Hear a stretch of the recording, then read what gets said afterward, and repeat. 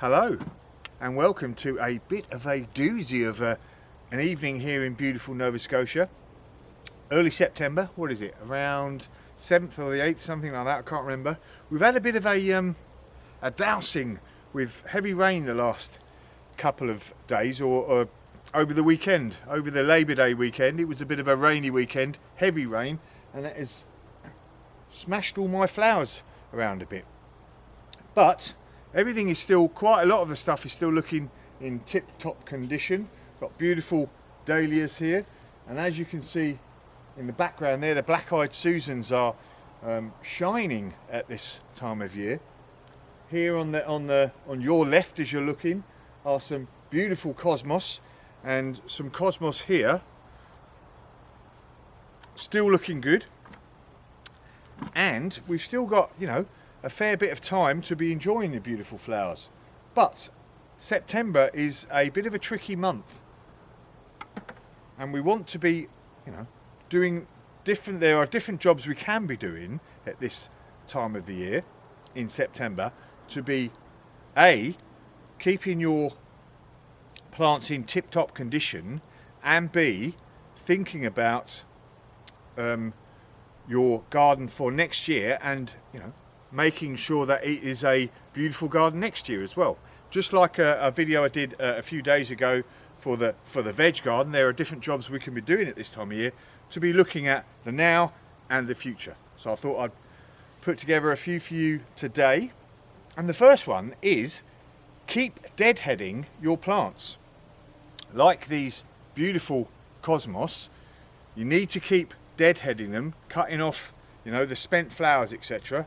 That one's just about on its off, so that it can continue to put its energy into forming new flowers rather than putting the energy into forming seeds, because as soon as it does that, the plant will put all its energy into those seeds and the flowers will die away.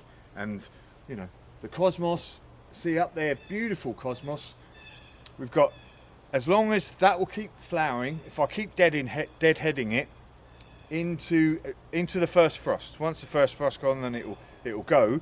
But so keep deadheading your plants.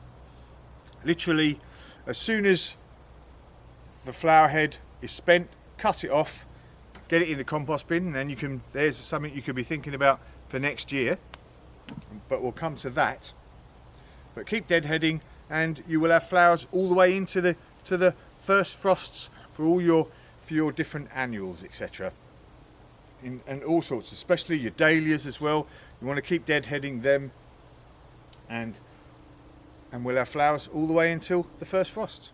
But also, as well as deadheading, some of your favourite plants, you might not want to go out and buying seeds all the time. So a couple of your plants, maybe a couple of your cosmos or the sunflowers in the background there, saving seeds.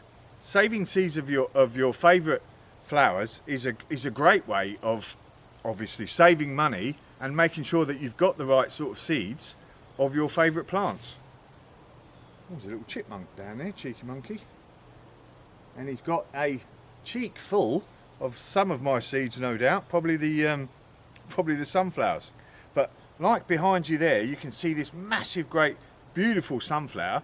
Something that big, I want to think, hang on, I want to try and keep those seeds. So as soon as that goes over, I want to save those seeds, dry them out, and I'll be doing a specific video on seed saving itself. But I want to dry those flowers out and save those seeds, because I know that has produced a great big beautiful plant like that. Hopefully the seeds for next year will produce other great big beautiful plants. So seed saving, number 2 on my jobs you can be doing in September. So this border behind me, I literally put this whole border in last year. The stones that are down here, and laid a load of horse manure, some cardboard down, and this is the first time this border and the flowers have been here. And I've been pretty happy with most of it throughout the year. This agastache, I think, has been great along the front here. The bees absolutely love it.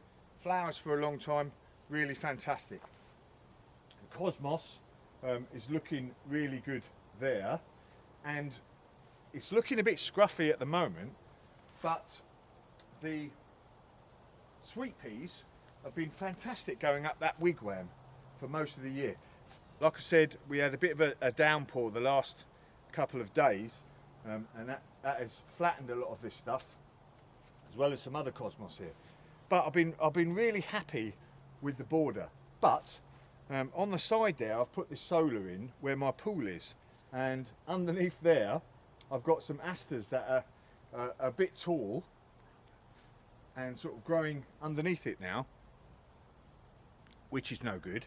So another one of the things we can be doing at this time of year is looking at our garden, and I'll bring up another couple of bits in a minute, and thinking, right, does that look good there now, or should I be moving that to somewhere else?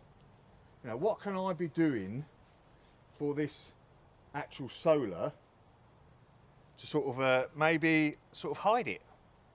Maybe I can bring all of those asters forward so that they're just hiding the front end of the actual solar, but not getting in the way of the sun coming down it. So that could be a good idea. I could just bring all of those asters forward. So like I said, September, good year. What's worked in your garden and what hasn't worked? Let's have a look at some other things that maybe what have worked and what haven't worked. So another change I could be, or should be looking at, is this phlox here. In fact, this big really bright pink phlox and the sort of mauve phlox here in amongst these black-eyed Susans don't really work to me. So I think I could be moving that to another area.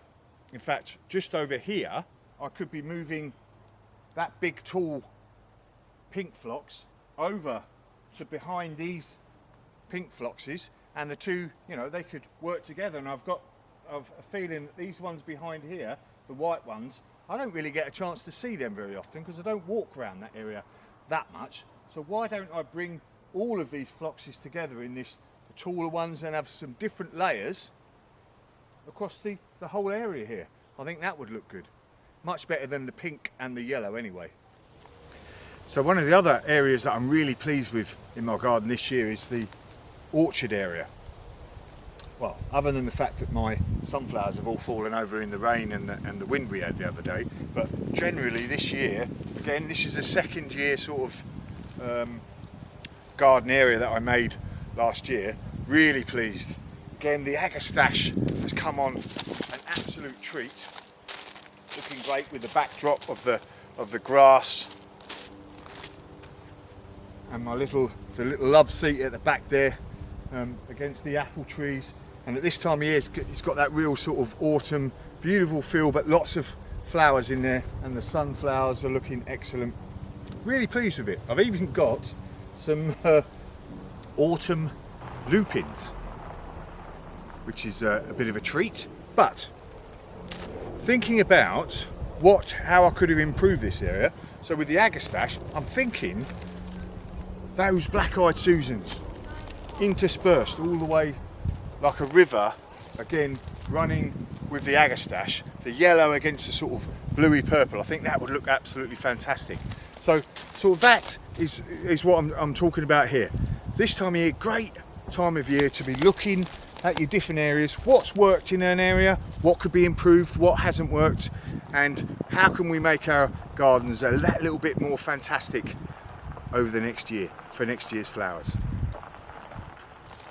Thinking about the different areas in your garden and how they look, and you know what plant has worked, what plants haven't worked, now is also a good time to actually move some of those plants if you want to. The soil is nice and warm, and it's going to stay warm for a month or so more up here in Nova Scotia, so you know I can definitely move something. It will get its chance to get its roots in before the winter comes and sort of steady itself for the winter ahead, and then I'll get a good head start next year instead of sort of stunting it in the spring, you know, and waiting and then sort of digging it up and sort of checking it a bit like you do. It'll have had its chance to get itself settled in and then it can move on. Because I've got some nice grasses I'd like to put in this centre area, and again I feel that these sunflowers have worked really well here, so some nice grasses in between these different sunflowers, if I plant them again next year, will look good. So I can move those at this time of year and maybe even split some of them. Same with hostas, good time of year to be moving them, you know, cut them back, move them into position. They'll be producing a lovely display next year. You know, hostas are probably looking a bit scruffy now at this time of year, so it doesn't matter if you cut them down to sort of reduce the stress on them. You can move them and they'll be all ready for next year. And I've got lots of different lupins that have sort of come up this year, and I don't want them all in one area, so I can move them around to different areas of this part of the garden as well, and they'll have a good head start next year. So think about moving actual plants now to get to the position that you want them in. So obviously, as well as moving plants from your original plants from the garden, it's still a good time to be actually planting new plants and sort of whether it be perennials, shrubs or trees at this time of year. Like I said, we've got nice warm ground. You might get a little bit more water, a little bit more rain at this time of year, so you won't have to water as much, although you still want to keep an eye on your sort of new plants. Get them in, water them thoroughly, during the next few weeks.